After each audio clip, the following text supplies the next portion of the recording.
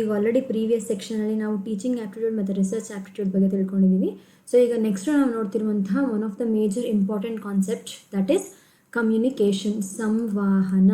So ಇದು ಎಷ್ಟು ನಮಗೆ ತುಂಬ ಉಪಯೋಗ, ಇದರ ಅರ್ಥ ಏನು, ದೆನ್ ಇದರಲ್ಲಿ ಯಾವ್ಯಾವ ಫ್ಯಾಕ್ಟರ್ಸ್ ಎಲ್ಲ ನಮಗೆ ಅಫೆಕ್ಟ್ ಮಾಡುತ್ತೆ ಅನ್ನೋದನ್ನು ನಾವು ತಿಳ್ಕೊಳ್ತಾ ಹೋಗೋಣ.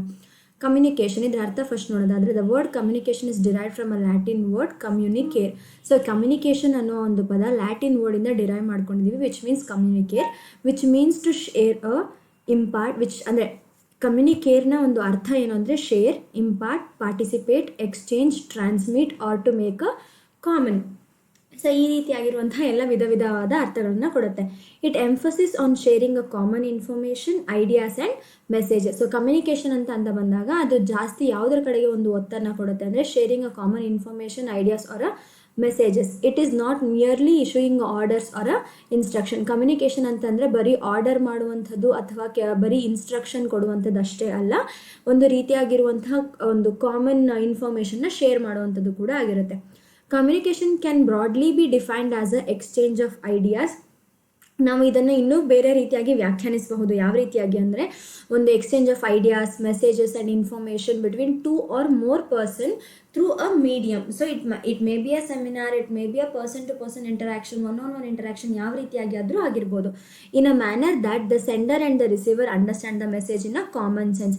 ಸೆಂಡರ್ ಅನ್ನುವಂಥವ್ರು ಅಂದರೆ ಯಾರು ಒಂದು ವಿಷಯವನ್ನು ಕಮ್ಯುನಿಕೇಟ್ ಮಾಡ್ತಾ ಇದ್ದಾರೋ ಅವರು ಹೇಳೋಕ್ಕೆ ಹೊರಟಿರುವಂತಹ ವಿಷಯವನ್ನು ರಿಸೀವರು ಅದೇ ಸೆನ್ಸಲ್ಲಿ ಅರ್ಥ ಮಾಡಿಕೊಂಡ್ರೆ ಅಲ್ಲಿ ಏನಾಯಿತು, ಆ ಒಂದು ಟಾಪಿಕ್ ಅಥವಾ ಆ ಒಂದು ಮ್ಯಾಟರ್ ಅಥವಾ ಆ ಒಂದು ವಿಷಯ ಅಲ್ಲಿ ಕಮ್ಯುನಿಕೇಟ್ ಆಗಿದೆ ಅಂತ ಅರ್ಥ. That is they develop a common understanding of a messages.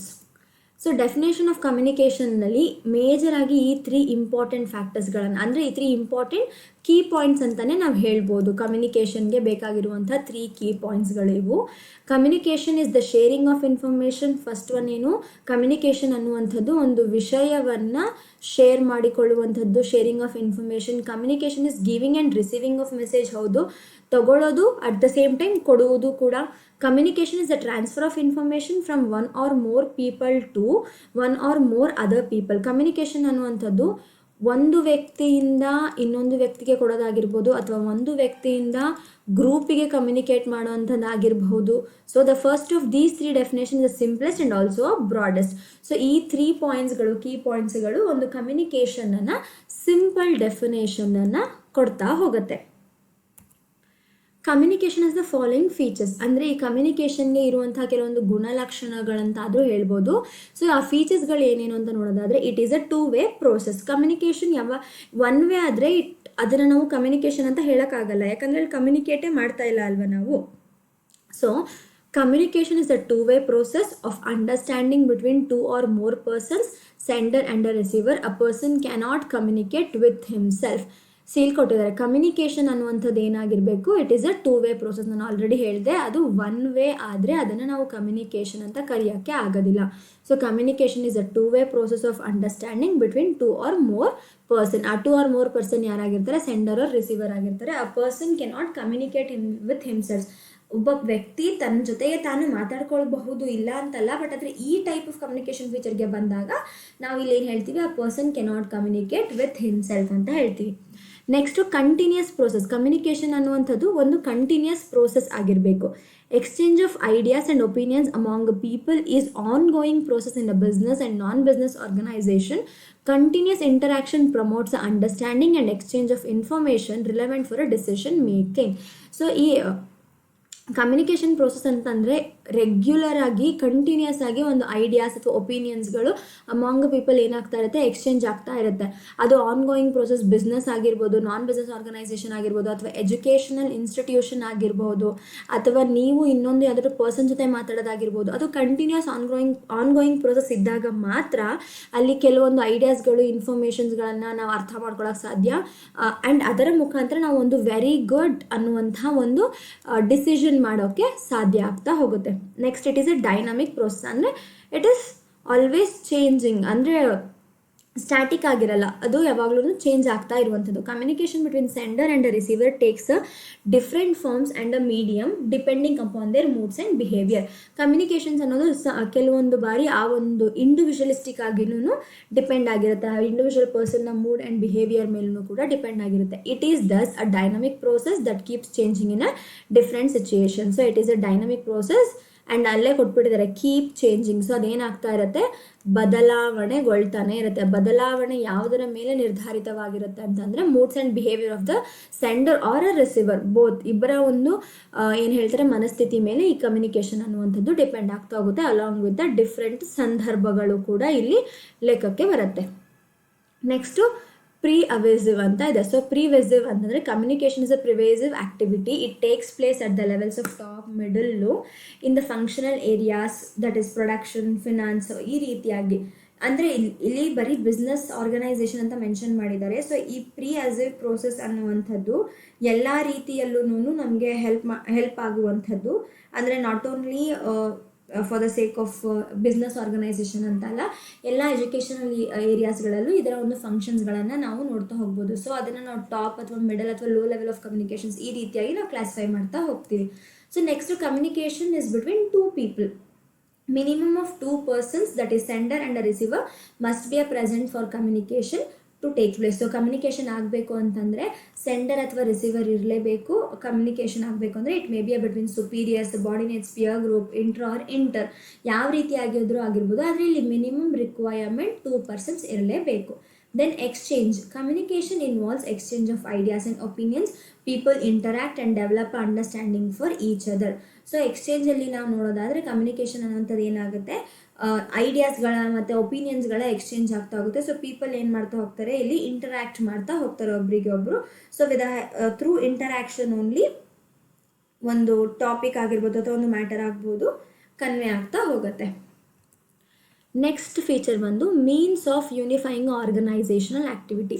Communicate ಮಾಡೋದ್ರಿಂದನೇ ಒಂದು ಆರ್ಗನೈಸೇಷನ್ನ ಒಂದು ಇಂಟರ್ನಲ್ ಏನು ಹೇಳ್ತಾರೆ ಅಜೆಂಡಾ ಏನಿರಬಹುದು, ಏನಿರುತ್ತೆ ಅಂತ ಕಮ್ಯುನಿಕೇಟ್ ಮಾಡೋಕ್ಕೆ ನಾವು ತುಂಬ ಈಸಿ ಆಗುತ್ತೆ. So communication unifies a internal organisational environment with external environment. So ಆ ಸಂಸ್ಥೆಯ ಒಂದು ಉದ್ದೇಶ ಏನಿದೆ ಅನ್ನುವಂಥದ್ದನ್ನು ಹೊರಗಿನವರಿಗೆ ಕನ್ವೆ ಮಾಡಬೇಕು ಅಂತಂದರೆ communication is very much required. It also integrates the human and physical resources and converts them into organisational output. So ಈ human ಮತ್ತು ಫಿಸಿಕಲ್ ರಿಸೋರ್ಸನ್ನು ಒಂದು ಆರ್ಗನೈಸೇಷನಲ್ ಔಟ್ಪುಟ್ ಆಗಿ, ಅಂದರೆ ಈಗ ಪರ್ಸನ್ಸ್ಗಳಿರ್ತಾರೆ, ಎಷ್ಟೋ ಜನ ಅಂದರೆ ಎಂಪ್ಲಾಯೀಸ್ಗಳಿರ್ತಾರೆ ಅಥವಾ ಒಂದು ಕಾಲೇಜಲ್ಲಿ ವಿದ್ಯಾರ್ಥಿ ಇರ್ತಾರೆ, ಅವರಿಗೆ ಅವರ ಪೊಟೆನ್ಷಿಯಲೇ ಗೊತ್ತಿರಲ್ಲ. ಸೊ ಆ ಪೊಟೆನ್ಷಿಯಲ್ ಯಾವ ರೀತಿಯಾಗಿದೆ ಆ ವಿದ್ಯಾರ್ಥಿಯಲ್ಲಿ ಅನ್ನುವಂಥದ್ದನ್ನು ಕಮ್ಯುನಿಕೇಟ್ ಮಾಡೋದ್ರ ಮುಖಾಂತರ ಆ ಒಂದು ಕಾಲೇಜಿಗೆ ಒಂದು ಒಳ್ಳೆ ಅಸೆಟ್ ಆಗ್ತಾನೆ ಆ ಸ್ಟೂಡೆಂಟ್, ಅಥವಾ ಒಂದು ಇನ್ಸ್ಟಿಟ್ಯೂಷನ್ಗೆ ಒಂದು ಒಳ್ಳೆಯ ರೀತಿಯಾಗಿ ಒಂದು ಇನ್ಸ್ಟಿಟ್ಯೂಷನನ್ನು ಒಂದು ಆರ್ಗನೈಸ್ಡ್ ಇನ್ಸ್ಟಿಟ್ಯೂಷನ್ಗೆ ಒಂದು ಒಳ್ಳೆ ಔಟ್ಪುಟ್ ಬರುವಂಥ ರೀತಿಯಲ್ಲೂ ಆಗಿರ್ಬೋದು.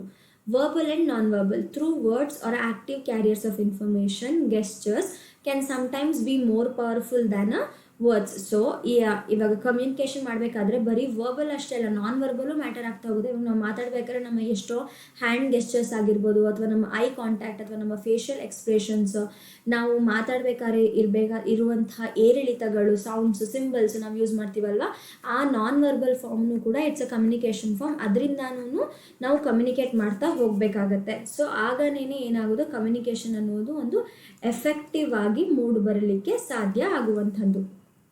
ಸೊ ನೆಕ್ಸ್ಟ್ ಥಿಂಗ್ ಯಾವುದು ಅಂದರೆ, communication is effective when sender and receiver develop a mutual understanding of the subject. Communication ಇನ್ನೂ ಎಫೆಕ್ಟಿವ್ ಯಾವಾಗ ಆಗುತ್ತೆ ಅಂತಂದರೆ, ಈ ಸೆಂಡರ್ ಮತ್ತು ರಿಸೀವರ್ ಒಂದು ಮ್ಯೂಚುವಲ್ ಅಂಡರ್ಸ್ಟ್ಯಾಂಡಿಂಗನ್ನು ಡೆವಲಪ್ ಮಾಡಿಕೊಂಡಾಗ, ಅಂದರೆ ಇಬ್ಬರ ನಡುವೆ ಒಂದು ಮ್ಯೂಚುವಲ್ ಆಗಿರೋ ಅಂಡರ್ಸ್ಟ್ಯಾಂಡಿಂಗ್ ಇರಬೇಕು. So message convey should be understood by the receiver in the desired sense. ಈಗ ಸೆಂಡರ್ ಏನು ಮಾಡ್ತಾರೆ, ಒಂದು ಟಾಪಿಕ್ನ ಯಾವುದೋ ಒಂದು ವೇಯಲ್ಲಿ ಅವ್ರಿಗೆ ಅರ್ಥ ಮಾಡಿಸ್ಬೇಕು ಅಂತ ಅನ್ಕೊತಿರ್ತಾರೆ. ಸೊ ಅದನ್ನು ಇವಾಗ ರಿಸೀವರ್ಗೆ ಆ ಟಾಪಿಕ್ ಹೋಗಿರುತ್ತೆ, ಬಟ್ ಆದರೆ ಸೆಂಡರ್ಗೆ ಯಾವ ರೀತಿಯಾಗಿ ಬೇಕಿರುತ್ತೋ ಆ ಒಂದು ಡಿಸೈರ್ ವೇಯಲ್ಲಿ ಅರ್ಥ ಆದಾಗ ಮಾತ್ರ ಅಲ್ಲಿ ಮ್ಯಾಟರ್ ಕಮ್ಯುನಿಕೇಟ್ ಆಗಿದೆ ಅನ್ನುವಂಥದ್ದು. And it's a effective communication ಅಂತ ನಾನು ಹೇಳೋಕ್ಕೆ ಆವಾಗ ಮಾತ್ರ ಸಾಧ್ಯ. ಗೋಲ್ ಓರಿಯೆಂಟೆಡ್ ಆಗಿರಬೇಕು. ಸುಮ್ಮನೆ ಏನೇನೋ ಕಮ್ಯುನಿಕೇಟ್ ಮಾಡುವಂಥದ್ದಲ್ಲ. ಕಮ್ಯುನಿಕೇಟ್ ಮಾಡಬೇಕಾದ್ರೆ ಒಂದು ಪರ್ಪಸ್ ಇರಬೇಕು ಆ್ಯಂಡ್ ಅದ್ರ ಹಿಂದೆಗಡೆ ಒಂದು ಉದ್ದೇಶ ಇರಬೇಕು. ಸೊ ಆಗನೇ ಮಾತ್ರ ಅದು ಎಫೆಕ್ಟಿವ್ ಆಗೋಕ್ಕೆ ಸಾಧ್ಯ. Communication is a goal oriented, unless the receiver and sender know the purpose they intend to achieve through communication. So ಆ ಕಮ್ಯುನಿಕೇಷನ್ ಹಿಂದೆ ಇರುವ ಒಂದು ಉದ್ದೇಶ ಅವ್ರು ಅಚೀವ್ ಮಾಡಬೇಕು ಅಂತ ಅಂದ್ಕೊಂಡಿರೋದು ಗೊತ್ತಾಗಬೇಕು. So it has A little practical utility. So ಇದರಿಂದ ನಮಗೆ ಪ್ರಾಕ್ಟಿಕಲ್ ಯುಟಿಲಿಟಿ ಕೂಡ ಇರಬೇಕು. ಸುಮ್ಮನೆ ಈಗ ಹರಟೆ ಮಾಡ್ತೀವಿ ಅಲ್ವಾ, ಅದನ್ನು we can call it as ಇದು ಕಮ್ಯುನಿಕೇಷನ್ ಅಂತ ಹೇಳೋಕ್ಕಾಗಲ್ಲ. ಅಲ್ಲಿ ನಾವು ಒಂದು ಎಂಟರ್ಟೈನ್ಮೆಂಟ್ ಪರ್ಪಸ್ ಮಾಡ್ತಾ ಹೋಗ್ತೀವಿ. ಸೊ ಕಮ್ಯುನಿಕೇಷನ್ ಅಂತ ಅಂದಾಗ ಏನಿರಬೇಕು, ಅಲ್ಲಿ ಏನಾದರೂ ಒಂದು ಉದ್ದೇಶ ಇರಬೇಕು. So it should have a some goal orientation. Foundation of management. Though communication is a directing function, it is important for other managerial functions also. So communication ಅನ್ನುವಂಥದ್ರಿಂದನೇ ಒಂದು ಮ್ಯಾನೇಜ್ಮೆಂಟ್ ಆಗುವಂಥದ್ದು. ಈಗ ಏನೋ ಒಂದು ಕೆಲಸ ಈ ವ್ಯಕ್ತಿ ಮಾಡಬೇಕು ಅಂತ ಇರುತ್ತೆ. ಸೊ ಪರ್ಸನ್ 2 ಬಂದ್ಬಿಟ್ಟು ಪರ್ಸನ್ 1ಗೆ ಕಮ್ಯುನಿಕೇಟ್ ಮಾಡಬೇಕು, ನೀನು ಈ ರೀತಿಯಾಗಿರುವಂಥ ಕೆಲಸ ಮಾಡಬೇಕಂತೆ ಅಂತ ಕಮ್ಯುನಿಕೇಟ್ ಮಾಡಿದಾಗ ಮಾತ್ರ ಅಲ್ಲಿ ಏನಾಗುತ್ತೆ, ಆ ಒಂದು ಫಂಕ್ಷನ್ ಆಗಿರ್ಬೋದು ಅಥವಾ ಆ ಒಂದು ಪ್ರೋಗ್ರಾಮ್ ಆಗಿರ್ಬೋದು ಸ್ಮೂತಾಗಿ ಹೋಗುತ್ತೆ.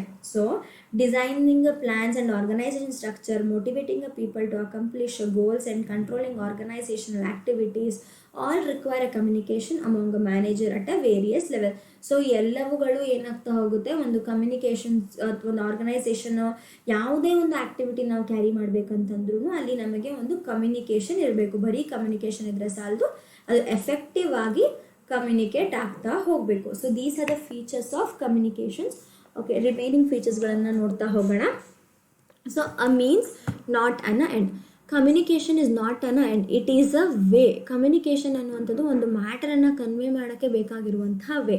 Effective communication is a means towards achieving the end. ಅಂದರೆ ಈಗ ಒಂದು ಗೋಲ್ ಇದೆ, ಆ ಗೋಲನ್ನು ನಾನು ಅಚೀವ್ ಮಾಡಬೇಕು ಅಂದರೆ ಆ ಗೋಲಿಗೆ ಒಂದು ಎಂಡ್ ಇರುತ್ತಲ್ವ. ಸೊ ಕಮ್ಯುನಿಕೇಷನ್ ಅನ್ನುವಂಥದ್ದು ಗೋಲಿಂದ ಅಂದರೆ ಈಗ ಒಂದು ಪ್ರೋಸೆಸ್ ಇದೆ, ಆ ಪ್ರೋಸೆಸ್ಸಿಂದ ನಾನು ಗೋಲಿಗೆ ಹೋಗಬೇಕು. ಆ ಪ್ರೋಸೆಸ್ಸಲ್ಲಿ ನನಗೆ ಸಹಾಯ ಮಾಡುವಂಥದ್ದೇ ಕಮ್ಯುನಿಕೇಷನ್ ಆಗಿರುತ್ತೆ ಈ ರೀತಿಯಾಗಿ.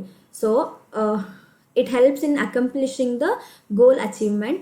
It smoothens a managerial operations by facilitating planning. So communicate ಮಾಡಿದ್ರೆ ಒಂದು ಒಳ್ಳೆ ಪ್ಲ್ಯಾನ್ ನಾವು ಮಾಡ್ಬೋದು, ಒಂದು ಆರ್ಗನೈಸ್ ಆಗ್ಬೋದು, ಸ್ಟಾಫಿಂಗ್, ಡೈರೆಕ್ಟಿಂಗ್, ಕಂಟ್ರೋಲಿಂಗ್. ಸೊ ಇವೆಲ್ಲವೂ ಸಾಧ್ಯ ಆಗುವುದು ಕಮ್ಯುನಿಕೇಷನ್ ಪರ್ಫೆಕ್ಟಾಗಿ ಆದಾಗ ಮಾತ್ರ. ನಾವು ಒಂದು ಒಳ್ಳೆಯ ರೀತಿಯಲ್ಲಿ ಸಂವಹನ ಮಾಡಿದಾಗ ಮಾತ್ರ ಇದೆಲ್ಲವೂ ಸಾಧ್ಯ ಆಗುತ್ತೆ. Next human activity. Since communication makes the accomplishment of organizational goals possible, it is essential that people understand and like each other. If people do not understand each other's viewpoint, there cannot be effective communication.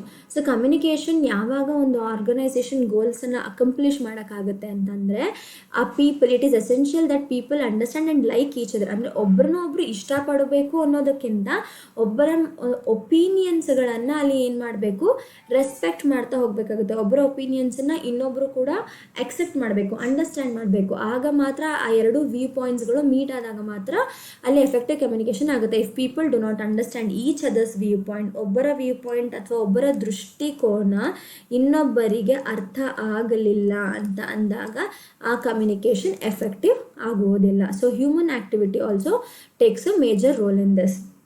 Next, interdisciplinary.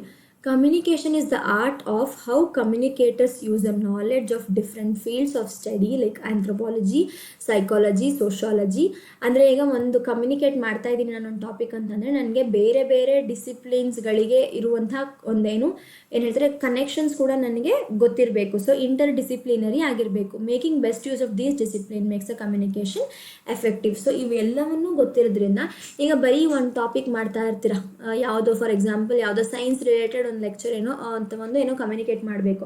ಮಾಡ್ತಾ ಇರ್ಬೇಕಾದ್ರೆ ಕಂಪ್ಲೀಟಾಗಿ science communicate ಮಾಡೋ ಬದಲು how does it applies to our daily ಲೈಫ್ಗೆ ಹೇಗೆ connect ಆಗುತ್ತೆ ಅನ್ನುವಂಥದ್ದನ್ನು ತಿಳಿಸ್ಕೊಡ್ಬೇಕು. So ಆವಾಗ ಅದು ಗೊತ್ತಿರಬೇಕು. ನಮಗೆ ಇಂಟರ್ ಡಿಸಿಪ್ಲಿನರಿ ಅಂದರೆ ಒಂದು ಸಬ್ಜೆಕ್ಟನ್ನು ಇನ್ನೊಂದು ಸಬ್ಜೆಕ್ಟಿಗೆ ಯಾವ ರೀತಿಯಾಗಿ ಕನೆಕ್ಟ್ ಮಾಡಬಹುದು ಅನ್ನೋದು ನಮಗೆ ಗೊತ್ತಿರಬೇಕು. So it should be inter disciplinary ಆಗಿರಬೇಕು.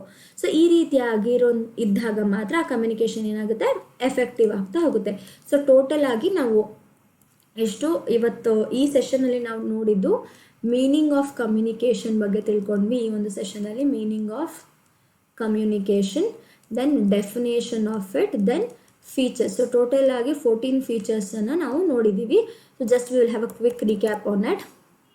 ಸೊ ಕಮ್ಯುನಿಕೇಷನ್ 3 ಮೇಜರ್ ಫೀಚರ್ಸ್ ಯಾವುದು ಅಂದರೆ it's a 2-way process, continuous process, then dynamic, Pervasive, two people, then exchange of ideas, means of unifying organization, verbal and non-verbal, and it's a mutual understanding, goal oriented, then foundation of management. ಯಾವುದಾದ್ರೂ ಒಂದು ಮ್ಯಾನೇಜ್ಮೆಂಟ್ಗೆ communication ತುಂಬ foundation ಆಗಿ important ಆಗುತ್ತೆ. Means it's not an end. Communication ಅನ್ನುವಂಥದ್ದು ಒಂದು mean ಆಗಿರುತ್ತೆ, ಅಂದರೆ ಒಂದು ವೇ ಆಗಿರುತ್ತೆ, and it is a human activity and it is interdisciplinary. So ಇವತ್ತಿನ ಸೆಷನಲ್ಲಿ ನಾವು ಇಷ್ಟನ್ನು ತಿಳ್ಕೊಂಡಿದ್ದೀವಿ. ನೆಕ್ಸ್ಟ್ ಸೆಷನ್ನಲ್ಲಿ we will learn about importance of communication.